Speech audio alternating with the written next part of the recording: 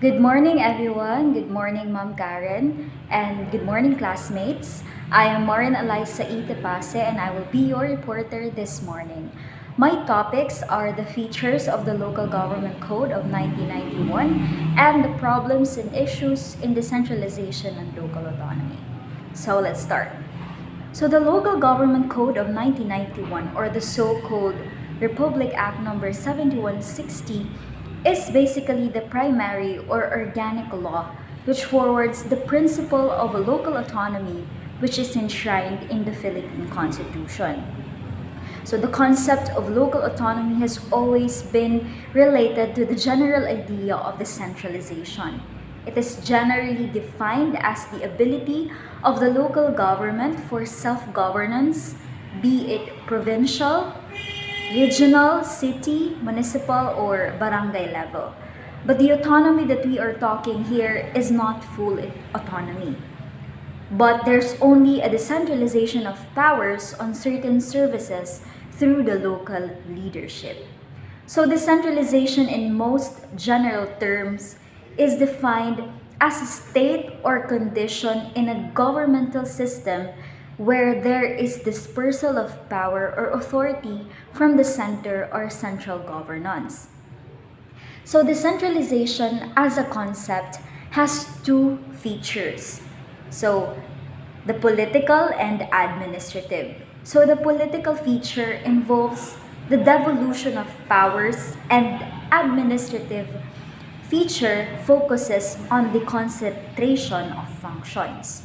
So there are several reasons why decentralization or local autonomy is adopted and applied as a tool of development administration. So for number one, it enables maximum participation of people concerned in the decision-making processes on issues that concern them directly. Decisions here are more responsive to the needs of the people. Second, the lower levels of government are encouraged and trained to be more self-reliant through decentralization. And third, it hastens the decision-making processes, doing away with the traditional red tape of having to go all the way up to the central authorities for action or authority to perform appropriate actions and then downwards. So the decisions are made at the lower levels with the minimum participation of. So we will come now to the salient features of the RA 7160, or the Local Government Code of 1991. So we have here 5 salient features.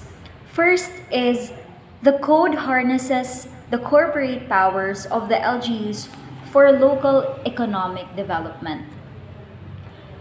So the code, particularly section 15 thereof, defines an LGU created or recognized under this as a body politic and corporate endowed with powers to be exercised by it in conformity with the law.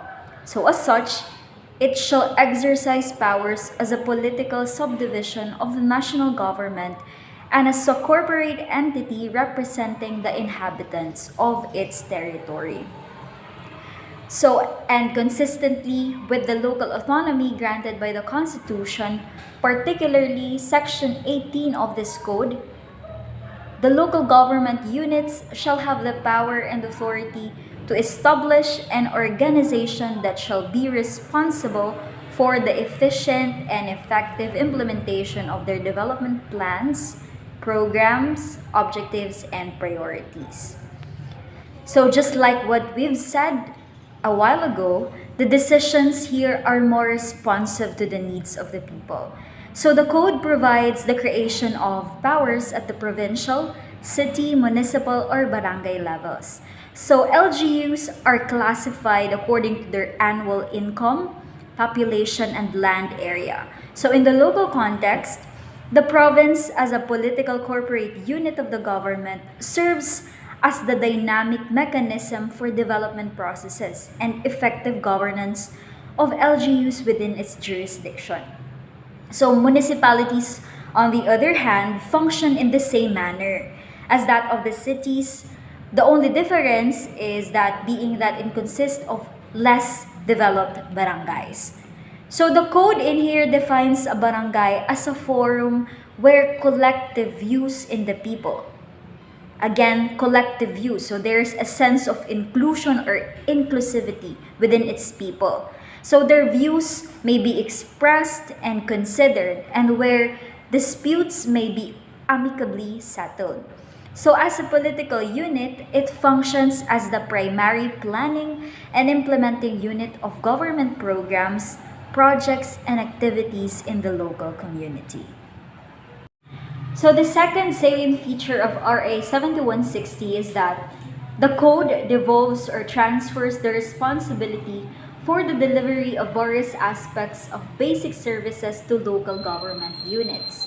So the local government units shall endeavor to be self-reliant and shall exercise the powers and discharge such other functions and responsibilities as are necessary, appropriate, or incidental to efficient and effective provision of the basic services and facilities enumerated in the code therein.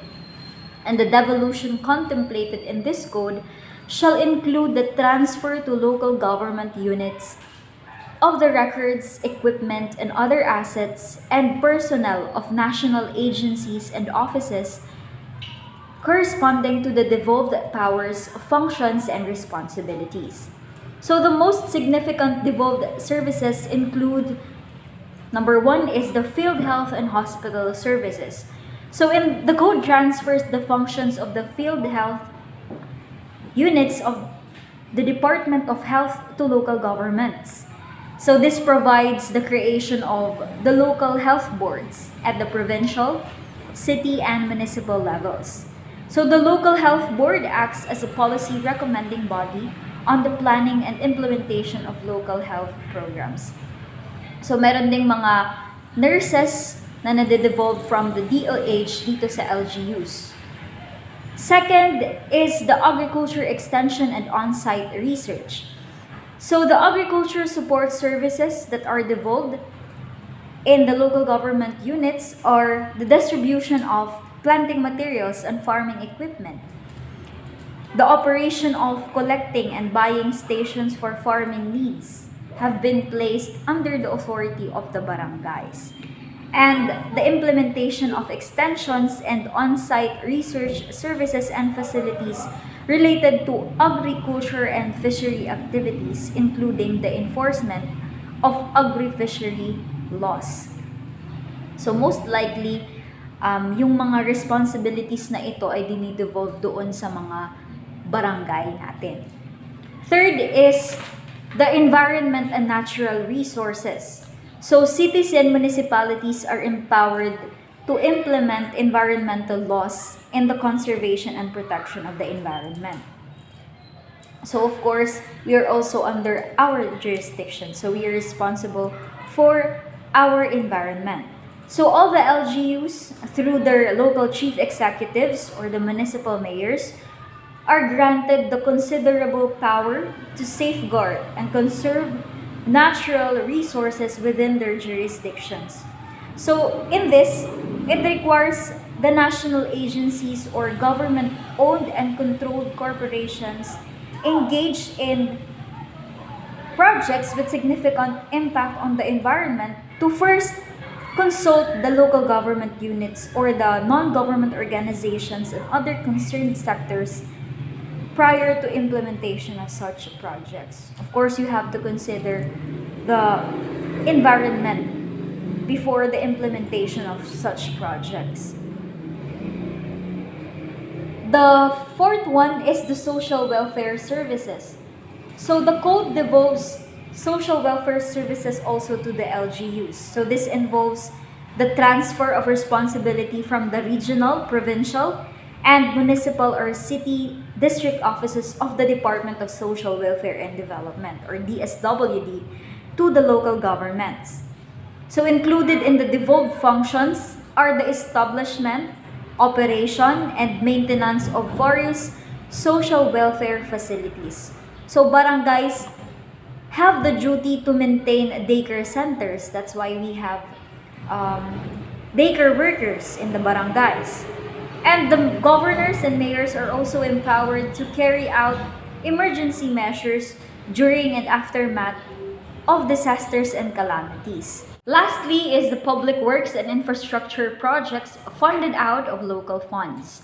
So the code empowers the LGUs to exercise control and supervision over infrastructure facilities funded locally. So the Department of Public Works and Highways, or the DPWH, however, retains the responsibility for infrastructure projects funded by the national government. So to ensure the effective performance of this function, the code requires the appointment of an engineer and architect at the provincial, city, and municipal levels. So in this code, the local government units have discretionary to plan out of their infrastructure projects that are beneficial to their community. Third salient feature is that the code transfers regulatory functions and powers from national agencies to local government units. So under this code, the LGUs are empowered to reclassify agricultural lands and provide for the manner of utilization and disposition of lands, provided that such shall not repeal, amend, or modify the Comprehensive Agrarian Reform Law. So in the same vein, the code mandates the LGUs to prepare a comprehensive land use plan, or the CLUP, which shall be the primary basis for the future use of land resources. So the code also empowers the Sangguniang Panglunsod and Pangbayan to provide for the regulation and inspection of food products for public consumption and many others as prescribed by laws. So the code mandates also the LGUs to enforce the National Building Code, which entrusts to the municipal or city engineer the tasks of local building officials.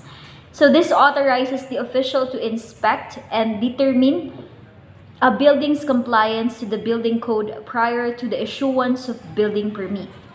In addition, the local sanggunian of the city and municipality are also authorized to regulate the operation of tricycles for hire and grant franchises for their operation within the territorial jurisdiction of the LGU. So the Sangguniang Panglungsod and Pangbayan may also permit and license the establishment, operation, and maintenance of cockpits. They are authorized to regulate cockfighting and the commercial breeding of gamecocks. So to ensure the local governments are able to perform their functions, the code grants them certain governmental and corporate powers pertaining to propriety rights, foreign grants, cooperative undertakings among LGUs, tax exemption privileges of LGUs, credit financing and inter-LGU loans, grants, and subsidies.